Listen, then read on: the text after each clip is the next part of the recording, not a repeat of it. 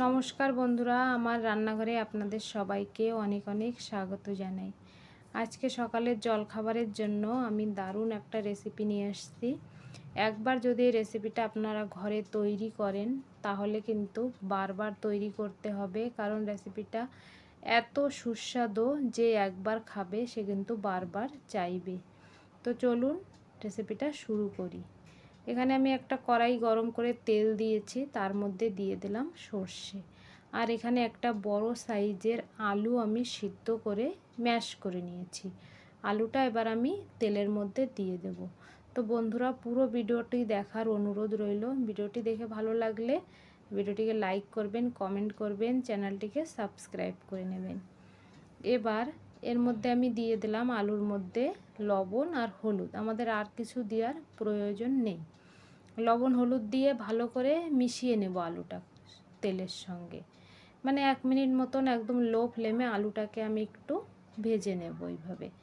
আর এই খাবারটা কিন্তু অনেকই সুস্বাদু আর অনেকই তাড়াতাড়ি তৈরি হয়ে যায়। একদম নতুন ধরনের দেখতে, খেতে কিন্তু নতুন ধরনের না, এইভাবে অনেকবারই খাওয়া হয়েছে, কিন্তু দেখতে একদম নতুন ধরনের আর অনেকই ভালো লাগে। তারপরে একটু ধনেপাতা মিশিয়ে দিলাম আলুর সঙ্গে। আর এখানে আমি এবার দিয়ে দিচ্ছি আটা। এটা কিন্তু গমের আটা, আপনারা চাইলে ময়দাও দিতে পারেন, তবে আমি আটা দিয়ে বানাচ্ছি। তো দেখুন, এখানে একটা বড় হাতা নিয়েছি। হাতাটা মানে বড় ধরনের একটা চামচ নিয়েছি হাতার মতন, সে আমি 3 চামচ এখানে আটা দিয়ে দিলাম, প্রায় 1 বাটি মতন আটা। এটা আটাটা দিয়ে ওই লো ফ্লেমে আবার আমি 1 মিনিট মতন এই যে আলুর সঙ্গে মিশিয়ে নিচ্ছি। তারপরে আমি এই আটাটাকে একটা বড় পাত্রে ঢেলে নিয়েছি কড়াই থেকে। নামিয়ে নিয়ে এই হালকা গরম থাকতে থাকতে আটা আলুর সঙ্গে ভালো করে আমি মেখে নেব। এই ডোটা বানাতে কিন্তু আমার একদম জল লাগবে না। হ্যাঁ, একদম জল দেবেন না, তাহলে কিন্তু একদম নরম নরম হয়ে যাবে।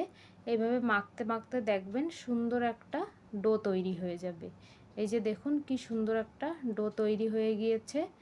এবার এই ডোটাকে আমি কি করব, একটু ঢাকা দিয়ে রেখে দেব। ডোটা একদম সফট হয়ে যাবে। আর এখানে আমি নিয়েছি 3টে সিদ্ধ ডিম। তো ডিম 3টে হাত দিয়ে ভালো করে ভেঙে নিতে হবে। বন্ধুরা, বিকেল হলেই কিন্তু বাচ্চাদের খিদে পায়, তখন কি বানাবো মাথার ভিতরে কিছুই আসে না। তখন কিন্তু আপনারা এই ধরনের খাবার বানিয়ে দিতে পারেন, বাচ্চারা খুব পছন্দ করবে। আর এখানে দিয়ে দিলাম কুচনো পেঁয়াজ, ধনেপাতা, লবণ, লঙ্কার গুঁড়ো। আর এটা আমি নিয়েছি জিরে, ধনে, ছোট ইলাইচি আর দালচিনি একসঙ্গে শুকনো খোলায় ভেজে গুঁড়ো করে নিয়েছি। এই যে মশলাটা, এটা কিন্তু একটা দারুণ মশলা। এখানে কিন্তু আর অন্য কোনো মশলা দেওয়ার দরকার নেই, যদি আপনি এরকম 1 চামচ মশলা দেন তাহলে। আর আপনারা এটা আরও টেস্টি বানাতে পারেন আরও অন্য অনেক রকমের মশলা দিয়ে, তবে আমি আর কোনো মশলা দিলাম না, সব কিছু একসঙ্গে মিশিয়ে নিয়েছি। এবার এই যে আটাটা, আমি এর থেকে লেচি বানিয়ে নেব। তো দেখুন, আমি এই 1 বাটি আটাতে 4টে আমার এখানে লেচি হয়েছে। এবার লেচিগুলো ভালো করে আমি বলের মতন বানিয়ে নিয়েছি। তারপর এটা আমি বেলে নেব। একটু শুকনো আটা দিয়ে একদম পাতলা করে একটা রুটি বেলে নিতে হবে। আপনারা এই খাবারটা বানিয়ে বাচ্চাদের স্কুলের টিফিন লাঞ্চেও দিতে পারেন। আর এই যে পুরো তো মানে আলু সিদ্ধ বা ডিম মাখা, এগুলো আগের দিন মেখে ফ্রিজে রেখে দিতে পারেন। সকালবেলা খুব তাড়াতাড়ি করে তৈরি করে আপনারা বাচ্চাদের টিফিনেও দিয়ে দিতে পারেন, কারণ সকালে কিন্তু আমাদের খুব তাড়াতাড়ি থাকে আর সময় থাকে না বেশি হাতে, যেহেতু বাচ্চারা সকাল সকালে স্কুলে যায়। এই কারণে আপনি রাত্রে সব যদি তৈরি করে রাখেন তো সকালবেলা খুব তাড়াতাড়ি বানিয়ে দিতে পারবেন। এখানে দেখুন একটা পাতলা রুটি বেলে তারপরে রুটির মধ্যে এই ডিমের পুরটা এইভাবে ভরে নেব। আর এক পাশটা উঠিয়ে ভালো করে এইভাবে চেপে চেপে দেখুন সুন্দর একটা আমি শেপ দিলাম।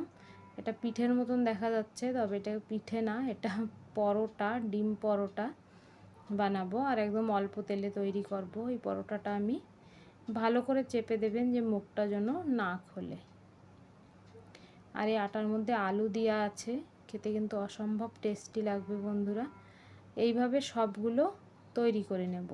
সবগুলো কি 4টেই পরোটা হয়েছে এখানে। আর পরোটাগুলো কিন্তু বেশ বড় বড়, একটা দুটো পরোটা খেলেই একটা বাচ্চার পেট ভরে যাবে। তো এই পরোটাগুলো এবার আমি ভেজে নেব। পরোটাগুলো ভাজার জন্য আমি সামান্য তেল দিয়েছি দেখুন ফ্রাই প্যানে। আর এবার ওই তেলের মধ্যে, তেলটা ভালো গরম হলে তেলের মধ্যে দুটো করে পরোটা একসঙ্গে দিয়ে আমি ভেজে নেব। গ্যাসের ফ্লেমটা কিন্তু আমি একদম লোতে রেখেছি, একদম লোতে ভাজবো। মিডিয়াম করবেন না, তাহলে পুড়ে যেতে পারে। আমার মাঝখানে একটু মিডিয়াম হয়ে গিয়েছিল, ওই জন্য পরোটাটা দেখুন একটু কিন্তু এক সাইড থেকে একটু লালচে বেশি হয়ে গিয়েছে। তবে লো ফ্লেমে রেখে আস্তে আস্তে একদম ভাজবেন, সুন্দর ভাজা হয়ে যাবে, কাঁচাও থাকবে না পরোটাটা একদম, আর একদম ক্রিস্পি ক্রিস্পিও হবে, আর খুব সুন্দর হবে ভাজা পরোটাটা।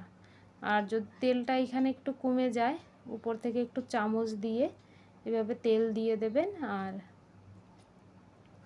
অল্প তেলে এইভাবে ভাজা হয় আর কি। আর আপনারা যদি একদম ডিপ ফ্রাই করতে চান তাহলেও করতে পারেন, কোনো অসুবিধা নেই।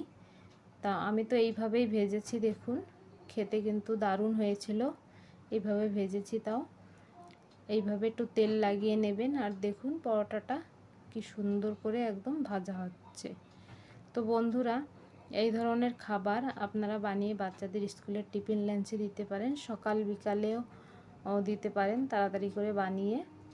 এ দেখুন বললাম না, একটু কালারটা একটু বেশি হয়ে গিয়েছে, একটু পুড়ে পুড়ে গিয়েছে সাইড থেকে। মাঝখানে আমি একটু গ্যাসের ফ্লেমটা কিন্তু মিডিয়াম করে দিয়েছিলাম এই কারণে। তো এইভাবে পরোটাগুলো সব ভেজে নিয়েছি বন্ধুরা দেখুন, আর সসের সঙ্গে সার্ভ করছি।